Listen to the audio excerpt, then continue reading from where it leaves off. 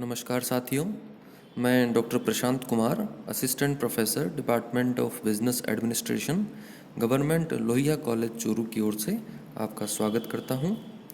जैसा कि आप इस वीडियो का शीर्षक देख रहे हैं, एग्रीमेंट, रेफरेंस है इंडियन कॉन्ट्रैक्ट एक्ट 1872।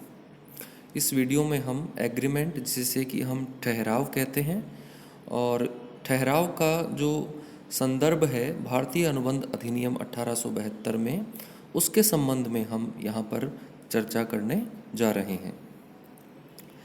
भारतीय अनुबंध अधिनियम 1872 में ठहराव, या जिसे हम एग्रीमेंट कहते हैं, उसका एक बहुत महत्वपूर्ण स्थान है, क्योंकि ठहराव के माध्यम से ही हम अनुबंध का निर्माण कर सकते हैं। किसी भी अनुबंध का निर्माण करने के लिए पहले ठहराव होना अत्यंत आवश्यक है, और ठहराव के लिए भी पहले जो सर्वप्रथम है वह प्रस्ताव किया जाता है, और यदि प्रस्ताव की स्वीकृति हो जाती है तो वह वचन, जिसे कि हम ठहराव कहते हैं, वो बन जाता है। और वही ठहराव जब राजनियम से लागू हो जाता है या प्रवर्तनीय हो जाता है तो वह अनुबंध बन जाता है। इसका तात्पर्य यह है कि किसी भी अनुबंध के बनने के लिए सबसे पहले प्रस्ताव होना चाहिए, इसके पश्चात उसकी स्वीकृति होनी चाहिए, और प्रस्ताव और स्वीकृति जैसे ही संपन्न होती है वह वचन अर्थात ठहराव बन जाता है। और वही ठहराव यदि राजनियम या कानून से लागू हो जाने की स्थिति में होता है तो वह अनुबंध बन जाता है या अनुबंध कहलाता है। तो भारतीय अनुबंध अधिनियम में ठहराव के संबंध में कुछ वैधानिक व्यवस्थाएं दी गई हैं, उनकी भी हम यहाँ पर चर्चा करेंगे। लेकिन पहले हम ठहराव की कुछ परिभाषाओं का विश्लेषण करेंगे, ताकि ठहराव का जो अर्थ है वह स्पष्ट हो सके। तो हम सबसे पहले परिभाषा लेंगे पॉलक की। पॉलक ने जो डेफिनेशन दी है वो इस प्रकार से है कि ठहराव एक या अधिक पक्षकारों द्वारा दूसरे पक्षकार या पक्षकारों के लिए कोई कार्य करने अथवा नहीं करने की कल्पना करता है। इसका तात्पर्य यह रहेगा कि ठहराव में एक या अधिक पक्षकार होते हैं जो कि दूसरे पक्षकार या पक्षकारों के साथ, यानी एक पक्षकार दूसरे पक्षकार के साथ, अथवा एक से अधिक पक्षकार हैं तो वो जो एक से अधिक दूसरे पक्षकार हैं उनके साथ या तो कोई कार्य करना है अथवा कोई कार्य नहीं करना है के संबंध में होता है। इसी क्रम में हम एक डेफिनेशन लेंगे जो कि भारतीय अनुबंध अधिनियम की ही है। भारतीय अनुबंध अधिनियम 1872 की धारा 2 की उपधारा ई में लिखा है कि प्रत्येक वचन तथा वचनों का प्रत्येक समूह जिसमें वचन एक दूसरे के लिए प्रतिफल होते हैं ठहराव कहलाता है। इसे एक बार फिर से सुनेंगे। प्रत्येक वचन तथा वचनों का प्रत्येक समूह, तो वचन का तात्पर्य होता है प्रस्ताव और स्वीकृति। तो प्रत्येक वचन अर्थात प्रत्येक प्रस्ताव और स्वीकृति मिलकर के जो वचन बनता है, अथवा वचनों का समूह भी कौन सा? प्रत्येक समूह जिसमें वचन एक दूसरे के लिए प्रतिफल होते हैं। अर्थात जब कोई एक व्यक्ति प्रस्ताव करता है तो दूसरा व्यक्ति जो उसकी स्वीकृति देता है, उसमें जो प्रतिफल होता है उसी के आधार पर ठहराव का निर्माण होता है। तो प्रत्येक वचन तथा वचनों का प्रत्येक समूह जिसमें वचन एक दूसरे के लिए प्रतिफल होते हैं वह ठहराव कहलाता है। इसी प्रकार से जो भारतीय अनुबंध अधिनियम है उसमें ये जो परिभाषा दी गई है, इसी के आधार पर हम ये कह सकते हैं कि जब एक पक्षकार दूसरे पक्षकार के समक्ष कोई प्रस्ताव रखता है और दूसरा पक्षकार जब उस प्रस्ताव को उसी भाव में व उसी रूप में स्वीकृति दे देता है या उसको स्वीकार्य कर लेता है, तब वह वचन कहलाता है। तो इसका तात्पर्य स्पष्ट रूप से यह है कि ठहराव में पहले एक प्रस्ताव रखा जाता है, उस प्रस्ताव की स्वीकृति होनी आवश्यक होती है, और जब प्रस्ताव और स्वीकृति हो जाता है तब यह प्रस्ताव और स्वीकृति मिलकर के वचन का निर्माण होता है इससे, अर्थात प्रस्ताव और स्वीकृति मिलकर के वचन बनता है, और वही वचन जो है वह ठहराव कहलाता है। तो इस प्रकार से हम ये कह सकते हैं कि प्रस्ताव जब स्वीकृत हो जाता है तब वह ठहराव कहलाता है। और ये जो स्वीकृति है या जो सहमति है वो लिखित अथवा एक से अधिक व्यक्तियों के द्वारा भी मान्य हो सकती है। इस संबंध में हम ये कह सकते हैं कि एक ठहराव का जो जन्म है वह एक व्यक्ति द्वारा दूसरे व्यक्ति के समक्ष प्रस्ताव रख करके किया जाता है, और जब दूसरा व्यक्ति उस प्रस्ताव को उसी भाव में या उसी रूप में स्वीकार कर लेता है, तो इस प्रकार से जो प्रस्ताव है और स्वीकृति है वह मिलकर के वचन कहलाता है, और वचन ही फिर ठहराव बन जाता है।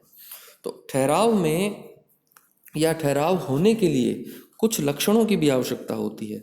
हम कोई जो प्रस्ताव या स्वीकृति के रूप में जो वचन का निर्माण हुआ है उसको देख करके हम ये निश्चित कर सकते हैं कि वह ठहराव है अथवा नहीं है।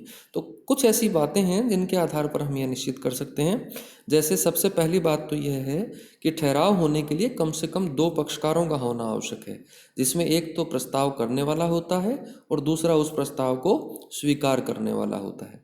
क्योंकि एक व्यक्ति स्वयं अपने साथ कोई ठहराव नहीं कर सकता है, यानी एक ही व्यक्ति जो है वह स्वयं अपने प्रति ही और दायी वैधानिक रूप से जो है और अपने प्रति ही किसी ठहराव की स्थिति में दायी नहीं हो सकता है, क्योंकि एक व्यक्ति अपने स्वयं के साथ कोई एग्रीमेंट नहीं कर सकता है। तो कम से कम कितने पक्षकार होने चाहिए? यहाँ 2 पक्षकारों की आवश्यकता होती है। इसके बाद बारी आती है कंसेंट की, जिसे कि हम सहमति कहते हैं। ठहराव के निर्माण के लिए दोनों ही जो पक्षकार हैं उनमें पारस्परिक सहमति या कंसेंट होनी चाहिए, अर्थात दोनों पक्षकार एक बात पर एक ही भाव से सहमत होने चाहिए। यदि उन दोनों की जो कंसेंट है वो एक बात पर एक ही भाव से नहीं है तो फिर ठहराव का निर्माण नहीं हो पाएगा। इसी प्रकार से किसी भी वैध ठहराव के निर्माण के लिए जो दोनों पक्षकार हैं उनका उद्देश्य भी आपस में वैधानिक संबंध स्थापित करना होना चाहिए, क्योंकि यदि वैधानिक संबंध स्थापित करने की इच्छा नहीं है तो वे ठहराव के रूप का जो वैधानिक स्वरूप है वो नहीं हो पाएगा उनका।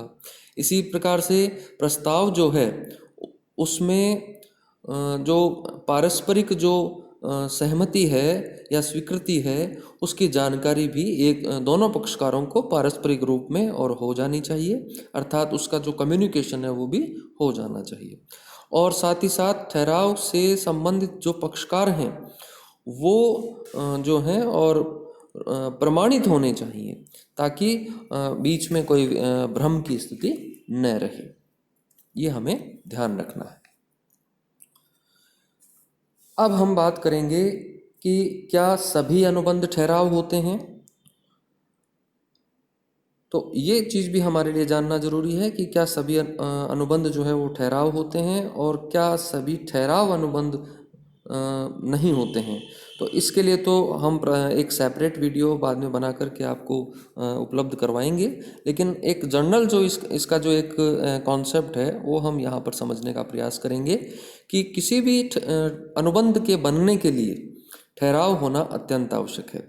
यदि कोई ठहराव नहीं है तो अनुबंध बन ही नहीं सकता, लेकिन सभी के सभी ठहराव अनुबंध बन जाएं ये भी नहीं हो सकता, क्योंकि वे ही ठहराव अनुबंध का स्वरूप ग्रहण कर पाते हैं या वे ही ठहराव अनुबंध बन पाते हैं जिनमें कि वैधानिक संबंध स्थापित करने की इच्छा होती है और जो पक्षकारों के मध्य दायित्व उत्पन्न करते हैं।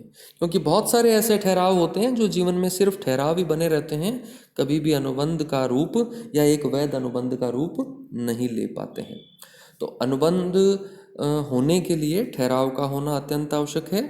जैसा कि हम ये जानते हैं कि भारतीय अनुबंध अधिनियम की धारा 2 की उपधारा H में अंडर सेक्शन 2H में एक कॉन्ट्रैक्ट की डेफिनेशन दी गई है, जो कि मैं आपको पहले बता भी चुका हूँ कि भारतीय अनुबंध अधिनियम की जो धारा 2H है उसमें ये लिखा है कि प्रत्येक ठहराव जो कि राजनियम द्वारा प्रवर्तनीय है, राजनियम का मतलब यहाँ कानून से होता है और प्रवर्तनीय होने का मतलब है लागू होना, तो जो कोई ठहराव कानूनन लागू हो सकता है वही अनुबंध बन पाता है। तो प्रत्येक वह ठहराव जो राजनियम द्वारा प्रवर्तनीय है या प्रवर्तित करवाया जा सकता है वही अनुबंध बन पाता है। जबकि जो ठहराव है उसकी जो डेफिनेशन है वो धारा 2 की उपधारा ई में दी गई है और उसमें ये लिखा गया है कि प्रत्येक वचन या वचनों का प्रत्येक समूह जिसमें वचन एक दूसरे के लिए प्रतिफल होते हैं वह ठहराव कहलाता है। तो ठहराव होने के लिए पहले एक वचन का निर्माण होना जरूरी है, और वचन के निर्माण होने का मतलब होता है प्रस्ताव और स्वीकृति होना जरूरी है। प्रस्ताव और स्वीकृति मिलकर के ही वचन कहलाते हैं। और वचन जो है, या जिसे हम कमिटमेंट कहते हैं, यदि एक दूसरे के लिए कंसिडरेबल होते हैं, यानी कि एक दूसरे के लिए प्रतिफल होते हैं, तो वे ठहराव कहलाते हैं। तो अनुबंध के निर्माण के लिए ठहराव होना और साथ ही साथ उसकी कानूनन जो प्रवर्तनीयता है वो होना अत्यंत आवश्यक है। और इसी प्रकार से जो ठहराव है उसके लिए हमें पहले प्रस्ताव और उसके पश्चात स्वीकृति करनी होती है, अर्थात पहले एक पक्षकार प्रस्ताव रखता है और उसके बाद दूसरा पक्षकार उसकी स्वीकृति देता है। तो भारतीय अनुबंध अधिनियम में स्पष्ट रूप से और एग्रीमेंट का विश्लेषण किया गया है, और इसी के आधार पर फिर अनुबंध का स्वरूप निश्चित होता है। तो हम ये कह सकते हैं कि प्रत्येक अनुबंध की जो आधारशिला है या जो उसका आधार है वह ठहराव होता है। तो इस वीडियो में अभी हम इतना ही करेंगे। जो इससे संबंधित जो दूसरे कंटेंट्स हैं उनको हम जो आने वाले वीडियोज़ हैं उनमें कवर करेंगे। Thank you very much.